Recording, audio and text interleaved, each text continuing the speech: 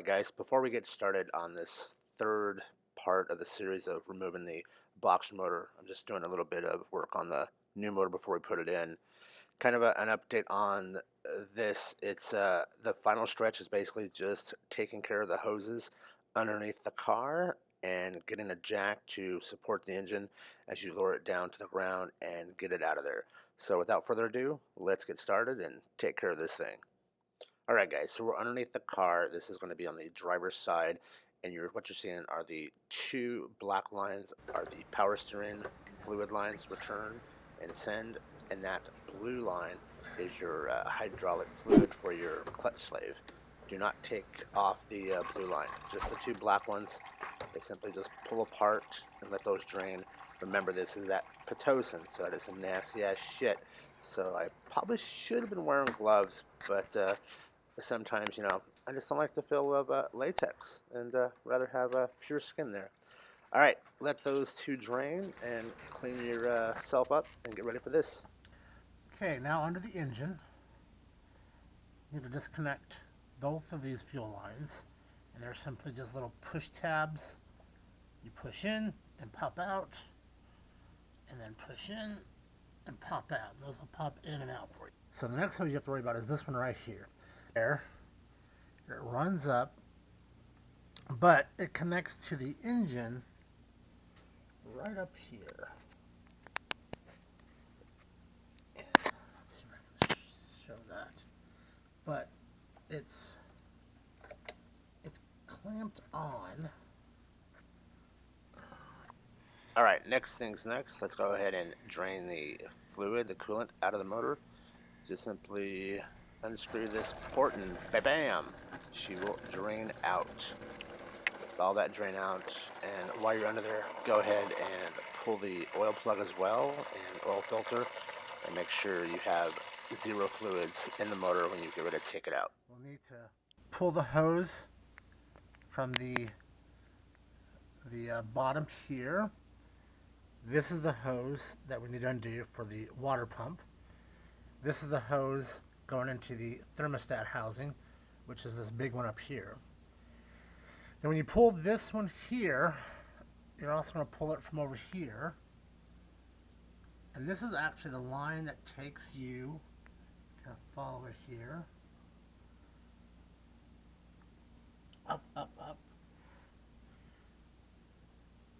Follow that line, and that is the line that, if we can see here, that is the line that goes into the expansion tank. So when you fill up the coolant, that's where it runs to. It goes through the hose out to the coolant tank, through that hose right there that you can see, into the metal line, and then down, and then into the water pump right there. So then once you have that line removed, which this is the line back to the reservoir, this hose here, which is kind of a one-piece hose, detach, and detach. Take this and pull this off. You can pull this one off after you remove the plate that goes right here. Take it off there, take this one off here, take that one off there.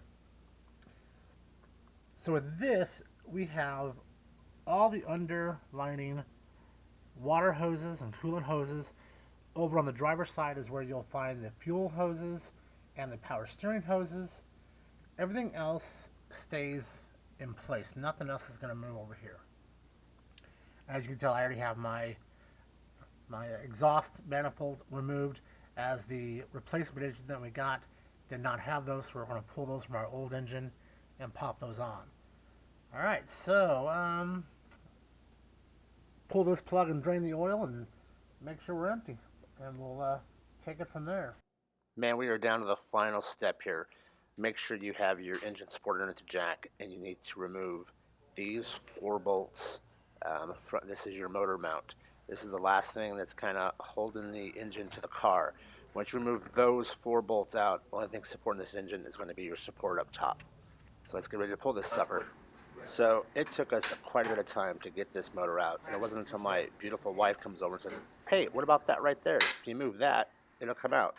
And sure enough, just like my beautiful smart wife is, as soon as I move that one wire, that one hose out of the way, here it comes, and away we go.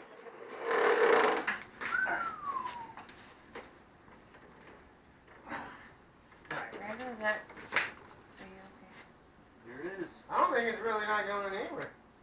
Alright, so we have the new engine, and it's about, you should probably look it over and make sure everything is ready to go, and be prepared for stuff that's not. Like, the clips are not down, we found throttle cable unplugged, someone's already been inside the clutch, so we're going to have to get all new bolts that we weren't prepared for, so even though they're cheap, we'll need to do that. You can see it's going to have to be set back into place, so we need a pin as well. While the engine's out, we're going to replace the AOS. It's cheap, it's only $100, and it's easier to do it now than it is when the engine is in the car. Around front, we notice the alternator is a quality unit from AutoZone because it's a Pro Start, made in China. Yep, there's that. Water pump doesn't have any play in it.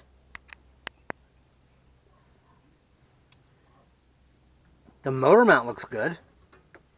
Yeah, much better than the old motor mount. Alright, so look over your new motor. You may have to move over some parts from your old engine, or buy stuff if you need to when you get it. Okay guys, after 3 days and about 8 hours, 10 hours total, we're ready to fire this bad boy up and see how well we did and if it's going to run. Let's go. Give it a shot here. Fire in the hole, people.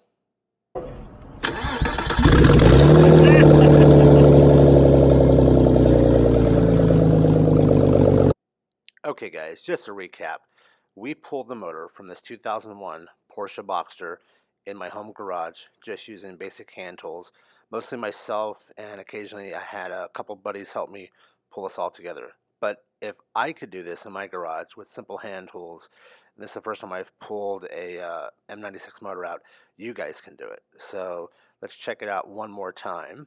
Here we go. Now I still have to put the mufflers on it, and there's still a lot more to do. There's obviously the paint needs some work. I need to work on all the little plastic bits underneath the car. I need to get rid of a few things. I want to switch back to the old headlights. Man, that is loud without the headers on there. But overall, we need to do the seats. I need to fix the window regulator. The spoiler needs to be worked on. But overall, the car is up and running, and I'm going to enjoy it. And yeah, so you can pull the motor in your Porsche Boxster in your home garage in about 10 hours with basic hand tools. Thanks, guys, for watching. Hope to see you soon.